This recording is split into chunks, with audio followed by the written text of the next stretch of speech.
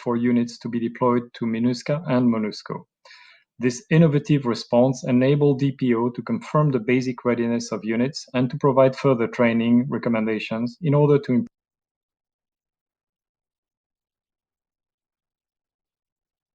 PDVs, while necessary under current travel restrictions, inevitably have limitations as compared to the insights and exchange possible through in-person engagement. Likewise, our training personnel are finding that despite its cost efficiency and facilitation of knowledge acquisition, virtual learning needs to be complemented by in-person training. It is for this reason that, following the resumption of rotations in July, DPO police staff visited Djibouti, Ethiopia, Jordan, and Senegal to pilot support efforts aimed at improving the operational readiness of police contributors. Having the right equipment in the right place at the right time with the right know-how remains a critical aspect of performance. Contingent oil equipment is of course key in this effort, and the number of units with critical COE gaps or performance lower than 70% have reduced from 23 units in the fourth quarter of 2018 to 18 units in the first quarter of 2020. Over the past year, exchange platforms have been developed and key peacekeeping manuals and standards updated to enhance the access and awareness of troop and police contributing countries. For the first time, 2 units from the PCRS Rapid Deployment Level, RDL, were successfully made available to be deployed to a mission within the required 60 days timeline. I thank the member states that made specialized capability pledges for MINUSMA and encourage others to do the same. We are also pursuing the implementation of the force adaptation plans in MINUSMA and MONUSCO. They are indispensable to our operational effectiveness, and they are an integral part of A4P. We count on continued support from member states for their implementation. Expanding the role of women is another key dimension to improve the overall performance and effectiveness of peacekeeping operations. More women in peacekeeping simply means a more effective peacekeeping. Resolution 2538, which this Council recently adopted, stresses anew this important goal and the need for continued efforts to achieve it. In this regard, we continue to make significant headway on ensuring gender parity amongst peacekeeping personnel. At headquarters, parity has been of peace operation and in the shared regional structure, with some exceptions. In the field, as of July, women made up 22% of civilian staff and 35% of heads and deputy heads of DPO and DOS-led mission. Targeted efforts to increase the representation of women in the field remain underway. As far as uniformed personnel are concerned, with the support of troop and police contributors,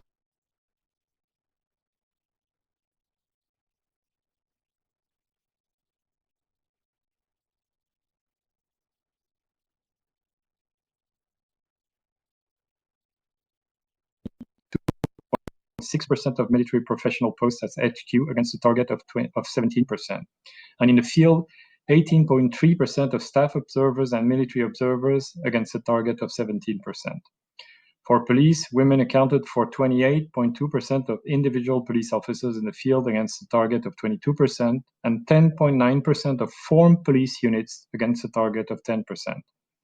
Women also represented 29.6% of deployed justice and corrections personnel against a target of 27%. However, we are yet to achieve our targets for the percentage of women in formed contingents, and we collectively need to redouble our efforts in this area. While much has been achieved, the support of member states remains critical to maintaining hard-won gains and reach the targets. Turning to another area equally critical, that of safety and security of UN peacekeepers, I want to stress that the safety and security of our peacekeepers continue to be of paramount importance. Allow me to pay tribute to our fallen peacekeepers and commend troop and police contributing countries for their steadfast commitment to international peace despite the very real risk and price to pay. As we have continued our efforts to enhance safety and security, we have seen the continued decrease in fatalities in peacekeeping's operation from acts of violence, from 59 in 2017 to 27 in 2018, 25 in 2019 to 8 so far in 2020. The measures taken through the action plan for improving the security of United Nations peacekeepers have no doubt contributed to this. And I should highlight that the number of incidents and attacks against our peacekeepers, far from decreasing, has actually increased over the same period of time. We will make every effort to continue reducing the number of fatalities, as one peacekeeper fatality is one too many. We are invested in the implementation of Resolution 2518, a testament to this Council's commitment to the safety and security of peacekeepers. Over the past year, we have worked on developing clear policy and practices to ensure that we safeguard our personnel. We have also promulgated policies on casualty evacuation, CASEVAC, authority command and control, and the first combined guidelines on military and police cooperation mechanism. The new CASEVAC policy was preceded by rigorous stress testing, and missions have begun updating their CASEVAC procedures in line with the policy. And here I would like to pay special tribute to our cooperation with the Department of Operations Support and my brother and colleague, USG Atul Khare. This is a great cooperation that results on many advances, including the one that I just mentioned on protecting our peacekeepers.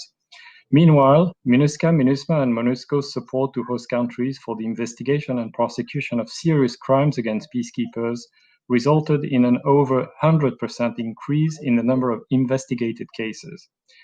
In a landmark development, 6 individuals were convicted in January and February 2020 in the Central African Republic for the killing of 11 MINUSCA peacekeepers in 2016 and 2017.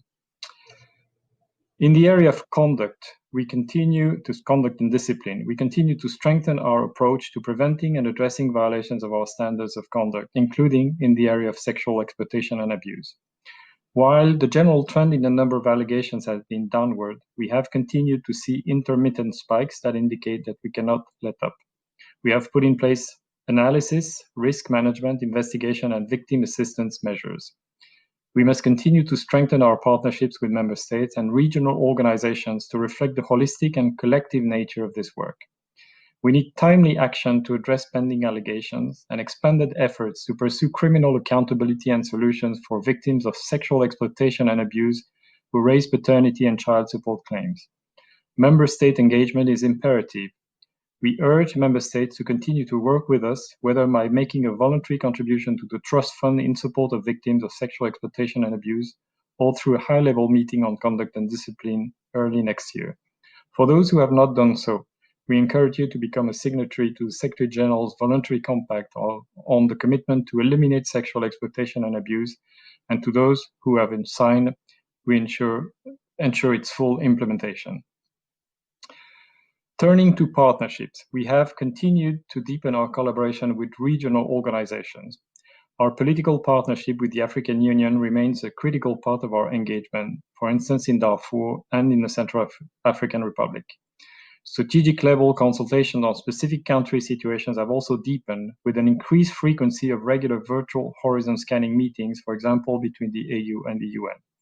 On the ground, peacekeeping missions operate on a daily basis in partnership with regional organizations such as the AU, but also the European Union, as well as with agency funds and programs, in order to maximize the collective impact of our action, be it for capacity building or peace building. Our engagement on this area also extends to enabling and supporting peacekeeping partnerships, notably through the Triangular Partnership Project. We have continued to build TCC capacities in engineering, medical, and signals in Africa, and have now extended engineering training to ASEAN and the surrounding regions. The light coordination mechanism has already successfully matched a number of member states on training needs. Last but not least, peace building and sustaining peace. Our missions contribute, of course, to sustaining peace, whether by supporting inclusive peace settlements or through capacity building work. We do this with others in the UN system, as well as international financial institutions. For example, our partnership with the World Bank has contributed to improve joint delivery of security sector reform in Central African Republic, the Democratic Republic of Congo, Mali, and South Sudan. A strong focus on our work in this area is to ensure successful transition that strengthen the UN system's engagement on sustaining peace. Mr. President, more than 2 years after the launch of A4P, we have made tangible progress in strengthening peacekeeping operations. This progress has been accomplished with your support as Council members, as troop and police contributors, as host countries, and as financial contributors. The support of partner organizations has also been essential. As we look to the future, we must build on the progress made and shift into a second phase of A4P implementation. The Secretariat has begun crafting overarching priorities for the next phase in 2021 and beyond in the continued framework of the A4P Declaration of Shared Commitments. For the next chapter, we are drawing upon analysis of continued challenges and need facing our operations, together with a push to complete pending tasks from the first phase. We are defining a limited number of global priorities for each A4P thematic areas. These priorities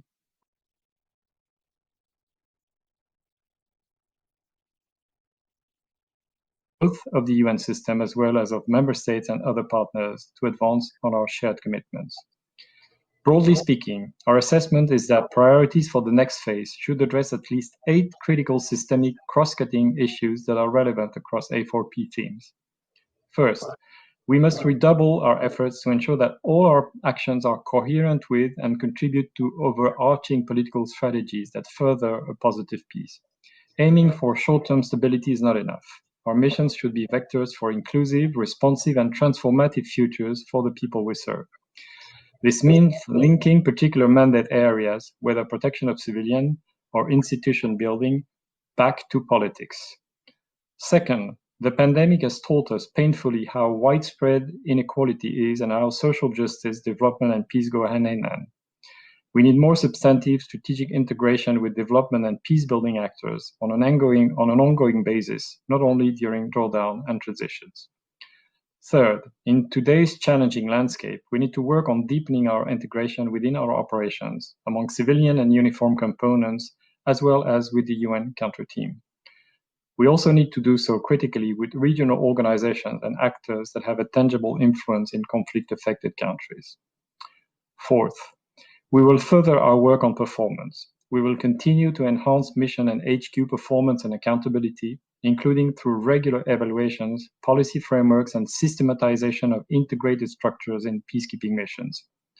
Within the integrated performance and accountability framework, we will also continue our efforts to better recognize good performance and identify and respond to cases of underperformance through appropriate remedial measures. Fifth, and very much related to performance, as they are by essence linked, we will continue our efforts to improve the safety and security of our peacekeepers. We will do this through ongoing implementation of the action plan on improving security for peacekeepers in areas such as on force protection, camp defense, and reinforced medical standards, training, and care. We will also continue the shift towards more agile operations with improved situational awareness. Sixth, we must continue to strengthen our strategic guidance and planning capacities, including by developing clear objectives that are known to all and are reflected in directives that provide strategic direction.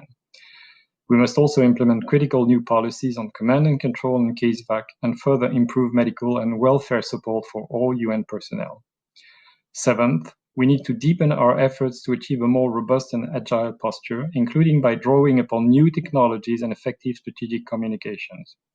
This means not only generating the right capabilities from troop and police contributors, but also shifting our traditional approaches for example, outreach, countering mis- and disinformation, camp management, engineering, and logistics. Finally, we must apply a gender perspective across all our areas of work. Gender is not only about numbers, it's also about the meaningful consideration of the gender-differentiated impacts of our work and what we hope to achieve. These areas will draw upon and contribute to progress in the 8 A4P themes, from mission-wide performance, safety and security, to sustaining peace and women, peace and security. Looking forward, we would like UN peacekeeping to continue to be an indispensable multilateral tool in the peace and security toolbox in the years to come. We will need to continue to respond to the immediate challenges, including fragmented armed groups, weak commitments to peace by conflict actors, and the regionalization of conflict. Over the next 5 to 10 years, these challenges will be compounded by other ones. We are likely to see a world transformed by potentially lethal and disruptive technologies, climate-related disruptions, or more urbanized populations.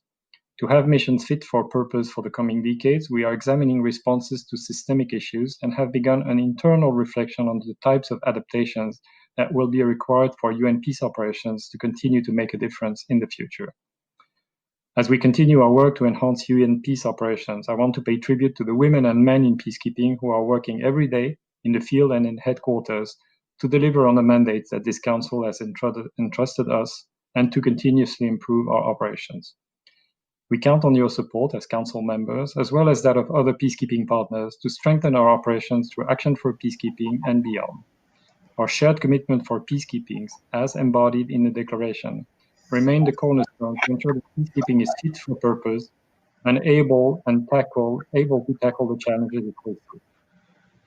Our continued engagement for the implementation of these commitments remain indispensable. The upcoming 2021 Peacekeeping Ministerial in Seoul will be another opportunity to make tangible contribution.